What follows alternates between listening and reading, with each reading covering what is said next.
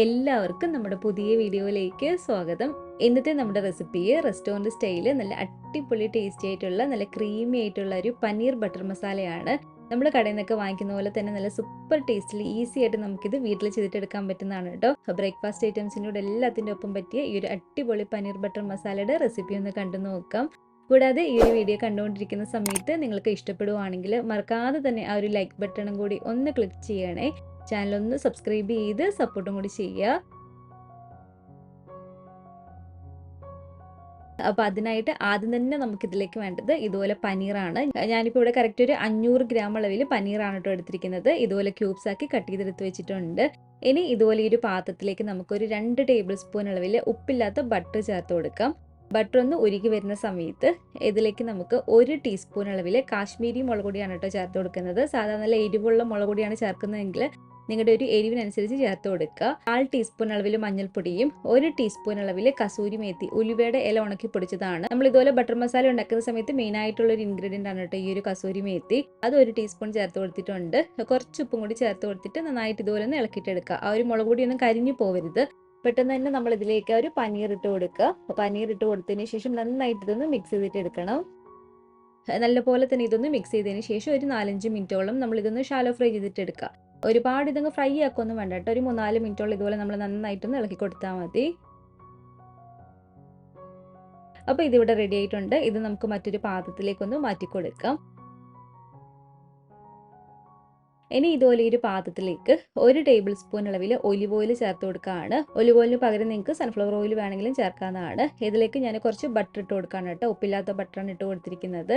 ഇനി ഇതിലേക്ക് വേണ്ടത് ഇതുപോലെ ഒരു 3 ഏലക്കായ, അതുപോലെ തന്നെ ഒരു 3 ഗ്രാമ്പൂ, ചെറിയൊരു കഷ്ണം കറുവപ്പട്ടയാണ്. അത് 3 ഇട്ട് കൊടുത്തിട്ടുണ്ട്. അതുപോലെ തന്നെ ഇനി ഇതിലേക്ക് വേണ്ടത് നമുക്ക് ബേ ലീവ്സ് ആണ് കേട്ടോ. ബേ ലീവ്സും കൂടി ഇതിലേക്ക് ഞാൻ ചേർത്ത് കൊടുക്കുകയാണ്. ഇതെല്ലാം ചേർത്ത് ഇളക്കിയതിന് ശേഷം 2 വലിയ സവാള ഇതുപോലെ നീളത്തിൽ കട്ട് ചെയ്തെടുത്തിരിക്കുന്നതാണ്. മീഡിയം സൈസ് ആണെങ്കിൽ ഒരു 3 വരെയൊക്കെ എടുക്കാം. വലിയ സവാള ആയതുകൊണ്ട് ഇതുപോലെ 2 ഞാൻ വലുത് കട്ട് ചെയ്തെടുത്തിട്ടുണ്ട്. ഇതിലേക്ക് ഒരു 4 അല്ലി വെളുത്തുള്ളി ഇതുപോലെ കട്ട് ചെയ്തിട്ട് എടുത്തതാണ്. അതും കൂടി നമുക്ക് ഇതിലേക്ക് ഇട്ട് കൊടുക്കാം. 1 ഇഞ്ച് വലിപ്പമുള്ള ഇഞ്ചി ഇതുപോലെ കട്ട് ചെയ്തിട്ടെടുത്താണ്. അതും കൂടി ഇട്ട് കൊടുത്തിട്ടുണ്ട്. ഇതിലേക്ക് നമുക്ക് ആവശ്യത്തിന് ഉപ്പും കൂടി ഇട്ട് കൊടുത്തിട്ട് സവാള നമ്മൾ അത്യാവശ്യം ഒന്ന് വഴറ്റിയിട്ടെടുക്കുക. ഇതുപോലെ നന്നായിട്ട് ഇളക്കി കൊടുത്ത് സവാള അത്യാവശ്യം ഒന്ന് വാടി വരുന്ന സമയത്ത് ഇനി ഇതിലേക്ക് ഒരു 10-14ഓളം കാഷ്നട്ടും കൂടി നമുക്ക് ചേർത്ത് കൊടുക്കണം. അപ്പോൾ ഒരു 10-14 കാഷ്നട്ടും കൂടി ഇട്ട് കൊടുത്തിട്ട് നന്നായിട്ട് ഇനി ഇതൊന്ന് ഇളക്കിയിട്ടെടുക്കുക. ഇനി നമുക്ക് ഇതിലേക്ക് ചേർത്ത് കൊടുക്കേണ്ടത് 3 ചെറിയ തക്കാളി ഇതുപോലെ നീളത്തിൽ കട്ട് ചെയ്തെടുത്തിരിക്കുന്നതാണ്. ഒരു മീഡിയം സൈസ് ഒക്കെ ഉള്ളതാണെങ്കിൽ 2 എടുത്താൽ മതി. ഇനി ഇതിലേക്ക് നമുക്കൊരു 1/2 ടീസ്പൂൺ അളവിൽ ചെറിയ ജീരകത്തിൻ്റെ പൊടി ചേർത്ത് കൊടുക്കാം.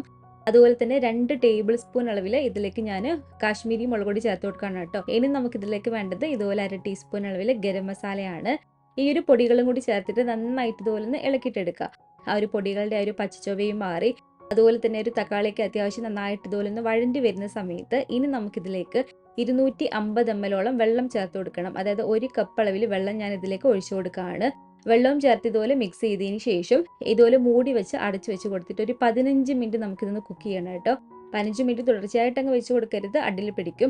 ഇടയ്ക്ക് നമ്മൾ തുറന്നൊന്ന് ഇളക്കി കൊടുക്കണം. അപ്പോൾ ഇത് ഏകദേശം ഒരു 15 മിനിറ്റോളം ഞാൻ ലോ ഫ്ലെയിമിലാണ് കേട്ടോ കുക്ക് ചെയ്യേണ്ടത്, ഹൈ ഫ്ലെയിമിലല്ല. ഒരു ലോ ഫ്ലെയിമിൽ കുക്ക് ചെയ്തെടുത്തിട്ടുണ്ട്. ഇതിപ്പോൾ നന്നായിട്ട് ഇവിടെ വെന്ത് വന്നിട്ടുണ്ട്. ഫ്ലെയിം ഓഫ് ചെയ്തതിന് ശേഷം ഇതിലേക്ക് നമുക്ക് 2 ടേബിൾ സ്പൂൺ അളവിൽ തൈരും കൂടി ചേർത്ത് കൊടുക്കാം. ഇനി ഇതിലേക്ക് നമ്മൾ ഇട്ട് കൊടുത്ത ഒരു ബേ ലീവ്സ് ഇല്ലേ, ആ ഒരു ബേ ലീവ്സ് എടുത്ത് മാറ്റണേ. അത് നമ്മൾക്ക് അരക്കേണ്ട ആവശ്യമില്ല. ബേ ലീവ്സ് എടുത്ത് മാറ്റിയതിന് ശേഷം ചൂട് പോയിട്ട് ഇതുപോലെ മിക്സിയുടെ ജാറിലേക്ക് മാറ്റി നല്ല ഫൈനായിട്ട് നമുക്കിതൊന്ന് അരച്ചിട്ടെടുക്കണം. അപ്പോൾ ഇതിവിടെ നന്നായിട്ട് ഞാനൊന്ന് അരച്ചെടുത്തിട്ടുണ്ട്. ഇനി ഈ ഒരു പാത്രത്തിലേക്ക് നമുക്ക് വീണ്ടും 1 ടേബിൾ സ്പൂൺ അളവിൽ ബട്ടർ ഇട്ട് കൊടുക്കാം. നമ്മളിപ്പോൾ അരച്ചെടുത്ത് വെച്ചിരിക്കുന്ന ഒരു ഗ്രേവി ഇല്ല, അത് ഫുള്ളായിട്ട് ഇതിലേക്ക് ഇട്ട് കൊടുക്കുക. എന്നിട്ട് ഒരു ഹൈ ഫ്ലെയിമിൽ തന്നെ ഇട്ട് കൊടുത്തിട്ട് നന്നായിട്ട് 2-3 മിനിറ്റോളം ഇതൊന്ന് ചൂടാക്കിയിട്ട് എടുക്കണം കേട്ടോ. നല്ല പോലെ തന്നെ ഒരു ഗ്രേവി ഒന്ന് ചൂടായിട്ട് വരുന്ന സമയത്ത് ഇതിലേക്ക് നമുക്ക് ഒരു 1.5 കപ്പ് അളവിൽ വെള്ളം ഒഴിച്ചു കൊടുക്കാം. ആ ഒരു മിക്സിയുടെ ജാറിലേക്ക് ബാക്കി വന്ന അരപ്പ് കഴുകിയ വെള്ളമാണ് ഒഴിച്ചു കൊടുത്തിരിക്കുന്നത്. വെള്ളവും ചേർത്ത് ഇതുപോലെ നന്നായിട്ട് ഇളക്കി കൊടുക്കുക. ഈ ഒരു സമയത്ത് ഇതിൻ്റെ ഉപ്പ് നോക്കണം കേട്ടോ. ഉപ്പ് നോക്കിയിട്ട് കുറവുണ്ടെങ്കിൽ ഇതുപോലെ ഉപ്പും കൂടി ചേർത്ത് കൊടുക്കുക. ഇത് നന്നായിട്ട് ഇതുപോലെ തിളച്ച് കയറി വരുന്ന സമയത്ത് നമ്മൾ ജസ്റ്റ് ഒന്ന് ഷാലോ ഫ്രൈ ചെയ്ത് വെച്ചിരിക്കുന്ന ഒരു പനീറില്ലേ, ആ ഒരു പനീർ ഇതിലേക്ക് മുഴുവനായിട്ട് ഇട്ട് കൊടുക്കുക. പനീറും ചേർത്തിട്ട് നന്നായിട്ട് നമുക്കിതൊന്ന് ഇളക്കിയിട്ടെടുക്കാം.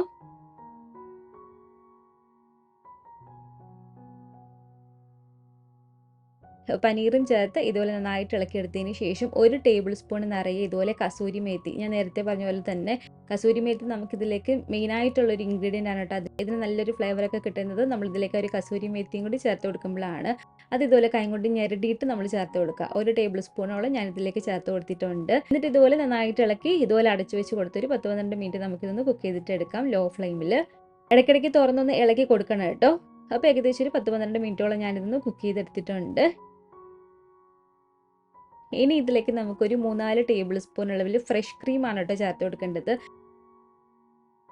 ആ ഒരു പനീർ ബട്ടർ മസാലയ്ക്ക് നല്ലൊരു ടേസ്റ്റ് കിട്ടണമെങ്കിൽ നമ്മൾ ഇതുപോലെ ഫ്രഷ് ക്രീം എന്തായാലും ചേർത്ത് കൊടുക്കണം.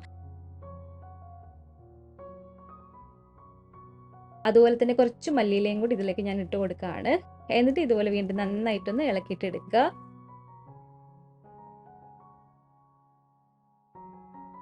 ഈ ഒരു സമയത്ത് നിങ്ങൾ ഇതിൻ്റെ ഉപ്പൊക്കെ നോക്കുക കേട്ടോ. ഇതിലിപ്പോൾ ഉപ്പൊക്കെ കറക്റ്റാണ്. പിന്നെ അതിൻ്റെ ആ ഒരു ടേസ്റ്റൊക്കെ ഒന്ന് ബാലൻസ് ആകാൻ വേണ്ടിയിട്ട് ലാസ്റ്റ് ഇതുപോലെ നമ്മൾ കുറച്ചൊരു 1 ടീസ്പൂൺ അളവിൽ പഞ്ചസാര ചേർത്ത് കൊടുത്താൽ കുറച്ചും കൂടി നല്ലതാണ് കേട്ടോ. ഒരു മസാലയുടെയും അതിൻ്റെയൊക്കെ ഒരു ടേസ്റ്റ് ഒന്ന് ബാലൻസ് ആകാൻ വേണ്ടിയിട്ടാണ് ഇതുപോലെ ഒരു 1 ടീസ്പൂൺ അളവിൽ നമ്മൾ പഞ്ചസാര ചേർത്ത് കൊടുക്കുന്നത്. അപ്പോൾ ഇത് കണ്ടില്ല, ഇത്രയേ ഉള്ളൂ. നല്ല ക്രീമി ടെക്സ്ചറോട് കൂടിയിട്ടുള്ള നല്ല സൂപ്പർ ടേസ്റ്റി ആയിട്ടുള്ള restaurant style paneer butter masala ഇവിടെ റെഡി ആയിട്ടുണ്ട്. നമുക്കിത് എല്ലാത്തിൻ്റെ ഒപ്പം കഴിക്കാൻ പറ്റിയൊരു അടിപൊളി കറിയാണ് കേട്ടോ. അപ്പവും നാന് അതുപോലെ തന്നെ ഇടിയപ്പം, പൊറോട്ടയും ചപ്പാത്തി എല്ലാത്തിൻ്റെ ഒപ്പം കഴിക്കാൻ പറ്റിയൊരു അടിപൊളി ടേസ്റ്റി ആയിട്ടുള്ള കറിയാണ്. അപ്പോൾ ഇതുപോലെ നിങ്ങൾ ഉണ്ടാക്കി നോക്കിയിട്ടില്ലെങ്കിൽ തീർച്ചയായിട്ടും ഒന്ന് ട്രൈ ചെയ്ത് നോക്കാം കേട്ടോ. ഉണ്ടാക്കി നോക്കിയിട്ട് നിങ്ങളുടെ അഭിപ്രായങ്ങളൊക്കെ മറക്കാതെ തന്നെ നമ്മുടെ കമൻറ്റ് ബോക്സിൽ ഒന്ന് വന്നറിയിക്കണേ. അതുപോലെ തന്നെ ഈ ഒരു വീഡിയോ ഇഷ്ടപ്പെട്ടെങ്കിൽ മറക്കാതെ തന്നെ ഒരു ലൈക്ക് ബട്ടണും കൂടി ഒന്ന് ക്ലിക്ക് ചെയ്യുക. നിങ്ങളുടെ ഫാമിലിയും ഫ്രണ്ട്സും ഒക്കെ ആയിട്ട് നമ്മുടെ ഈ ഒരു വീഡിയോ ഒന്ന് ഷെയർ ചെയ്ത് കൊടുക്കുക. പുതിയതായിട്ട് ഈ ഒരു ചാനൽ ആരെങ്കിലും കാണുന്നുണ്ടെങ്കിലും ഇതുവരെയായിട്ടും ഈ ഒരു ചാനൽ സബ്സ്ക്രൈബ് ചെയ്തിട്ടില്ലെങ്കിലും താഴെ കാണുന്ന ഒരു സബ്സ്ക്രൈബ് ബട്ടണും കൂടി ഒന്ന് പ്രസ് ചെയ്ത് സപ്പോർട്ട് ചെയ്യണേ. കൂട്ടത്തിലെ കാണുന്ന ബെല്ലൈക്കണും കൂടി ഒന്ന് ക്ലിക്ക് ചെയ്ത് അതിൽ ഓൾ എന്നൊരു ഓപ്ഷൻ തന്നെ കൊടുക്കുകയാണെങ്കിൽ ഞാൻ പുതിയ പുതിയ റെസിപ്പികളൊക്കെ ഇടുന്ന സമയത്ത് നിങ്ങൾക്ക് അതിൻ്റെ നോട്ടിഫിക്കേഷൻ കിട്ടുന്നതായിരിക്കും. ഇൻഷാ അല്ലാഹ് വീണ്ടും നമുക്കിതുപോലെ നല്ലൊരു റെസിപ്പിയായിട്ട് കാണാം.